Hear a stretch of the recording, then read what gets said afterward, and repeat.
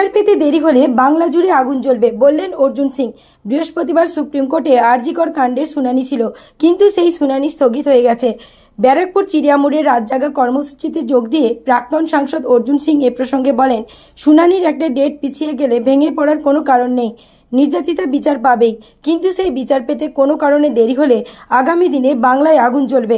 প্রাক্তন সাংসদ ছাড়াও রাতজাগা কর্মসূচিতে এদিন হাজির ছিলেন বিজেপির ব্যারাকপুর জেলার সভাপতি মনোজ ব্যানার্জি, আইনজীবী তথা বিজেপি নেতা কৌস্তব বাগচি প্রমুখ।